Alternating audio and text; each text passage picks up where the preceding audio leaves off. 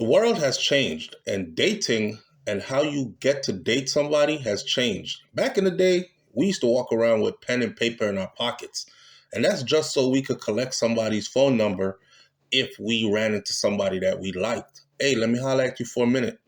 I like how you look and all that. Could I take you out sometime? And the person will be like, oh, you so funny.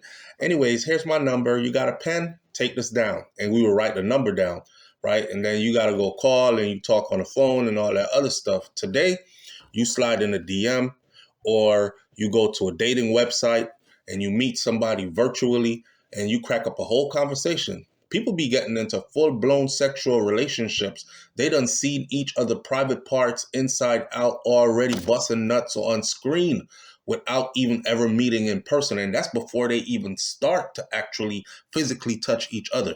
The world has changed. This, though, makes it easier, yes, to get to somebody, but it makes it more dangerous because you don't have enough time to vet who you're getting to, and you don't even know if you're inviting evil into your life. A North Carolina man is accused of murdering a nurse that he met on a dating app and then FaceTiming his friends hours after her death to show his friends her body. This is according to the police report. Christopher Whitley, 31 years old, he was charged with first-degree murder in connection with the strangling death of his girlfriend, if you will. They had met on a dating app. 34-year-old L'Oreal Lowe, according to the police report. According to the police, found Lowe's dead body inside of her apartment in Durham, North Carolina on September 10th. And authorities were dispatched to Lowe's apartment after a series of 911 calls from Whitley's friends, his own friends, who said that he had confessed to the girl's murder and recorded some of the images of her body to prove it to them that he had actually killed her. This girl didn't know that that was what was about to happen to her. This man murdered his girlfriend. No, I can read and I can speak. It's exactly how it was transmitted. This man murdered his girlfriend. My friend just called me. He murdered his girlfriend. And then he switched to FaceTime and she's laying there on the floor, is what one friend told the police dispatchers as they called 911. Whitley's friend, Whitley is the male who killed the female. Whitley's friend made that 911 call at about 10:22 a.m. on the day of the murder, according to the police report.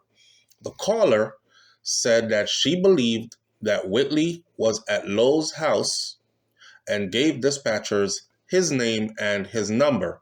The police used that information to contact Whitley's phone service provider, which is AT&T, which tracked Whitley's phone to Lowe's apartment. I love technology. Police were dispatched to Lowe's address around 12:30 p.m. According to WNCN News, Whitley barricaded himself inside of the apartment with a gun, triggering a standoff with the police officers. He eventually surrendered himself to the police after speaking with family members on the phone who persuaded him to, Whitley, please put the gun down and turn yourself in. They're going to kill you. I know you did something terrible, but this is not the end of life. And he cried, woo, hoo, hoo, hoo, and he put the gun down and he surrendered himself. It's crazy how a lot of the times killers don't want to be killed. That's just ironic, oxymoronic, and funny. So upon entering the apartment, the authorities said that they found Lowe's body, and the paramedics officially declared her dead at the scene at 2:30 p.m.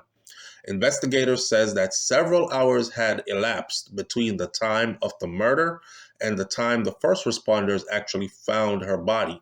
Of course, because they had to wait for after he killed her, then he called his friends to show the body on FaceTime, and the friends then believed that he did kill her, so they reached out to 911, and then 911 had to get to the police. The police had to go to his phone provider. His phone provider tracked his phone, led them to the location. Then when they got there, there was a standoff. Then they had to contact his family members to have them talk him down off the ledge, so to speak, and eventually they got it. Got it?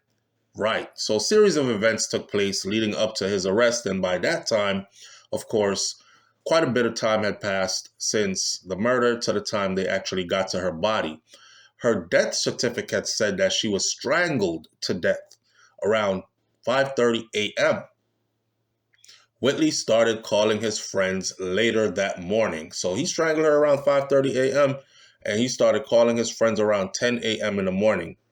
One of the callers told dispatchers that she feared that Whitley would retaliate for the police call, telling the operators, "I'm the only one that effing knows, and he's gonna know that it's me. I'm scared. Please don't let this come back to me. Y'all have to get him." However, another one of Whitley's friends also called the authorities to tell them that Whitley committed the crime against his girlfriend, so she was not the only one. Family members said that Lowe had been quietly dating Whitley for about 3 months after meeting him on a dating app. She was not public with it. She didn't think that it was time to tell the world that this is my man yet. It wasn't time to put him all over her social media yet. He shouldn't be on my IG yet. We got to see where this goes first. Lowe's stepmother said that her daughter was being private about the relationship, leading the family to believe more was happening than Lowe would admit. Like maybe she found out that he was a bit crazy and she decided, you know what, I might not want to actually start showing you up to the family and everything because I don't think this is going to last, even though I'm trying to give it a chance kind of situation.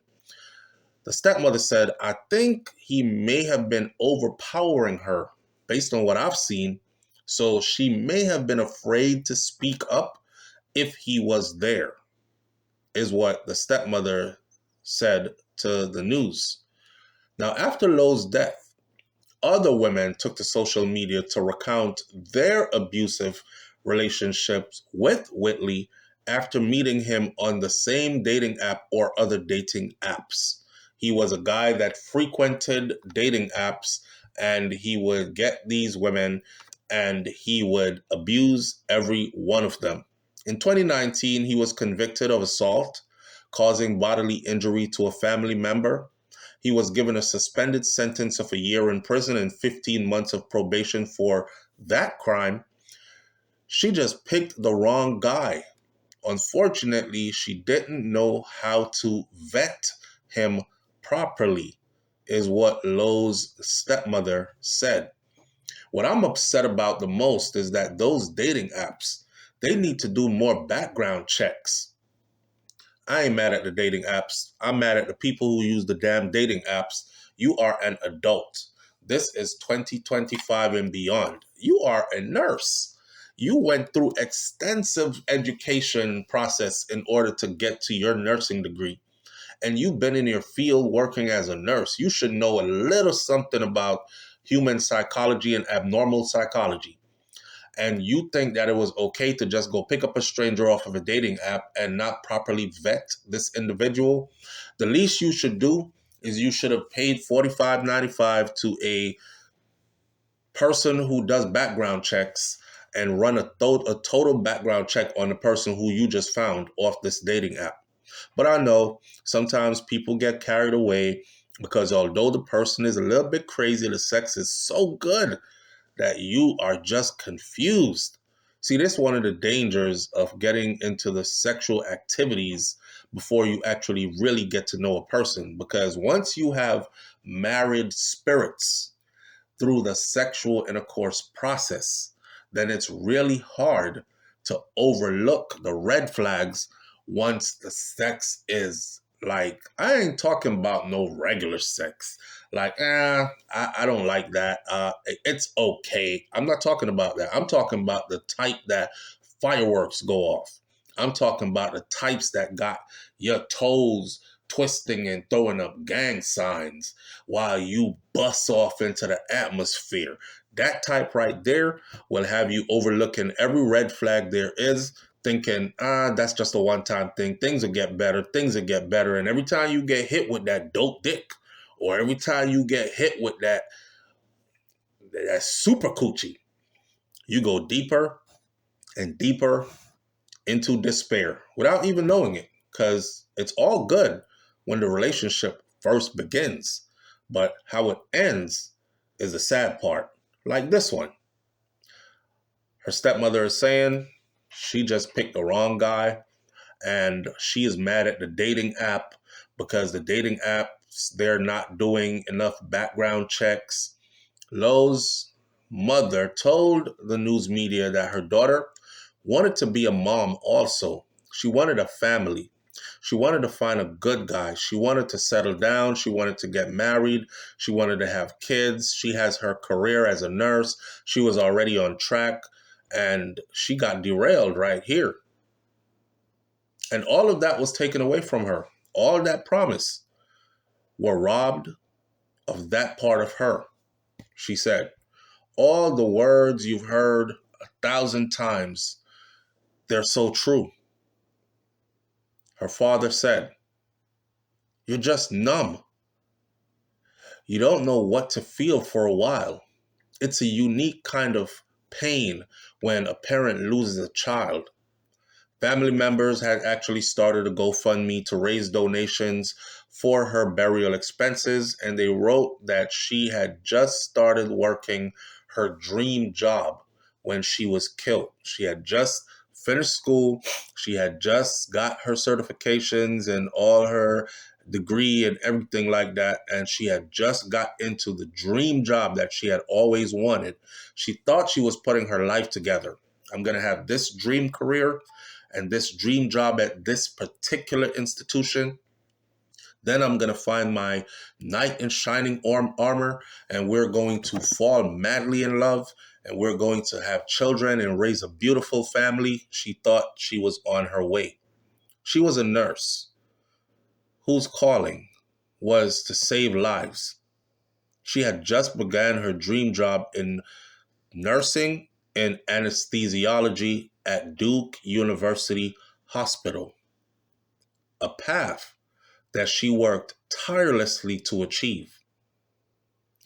She was kind, she was brilliant, she was full of promise, and she was deeply loved by her family, her friends, and her colleagues. If she wasn't at work, she was at church or finding ways to care for other people. That's just who she was. Wasn't a party girl, wasn't a wild girl, wasn't half naked on social media, very professional, very mature for her age. If it wasn't church that she was at, she was either out volunteering or working. Whitley, who took her life, remains in jail without bond. Y'all got to be careful out there with these dating apps. You have to be super careful out there with these dating apps. It's crazy. Crazy. Leave your comments in the comment section below. I'll catch you on the next video. Be careful. I'm out. Peace.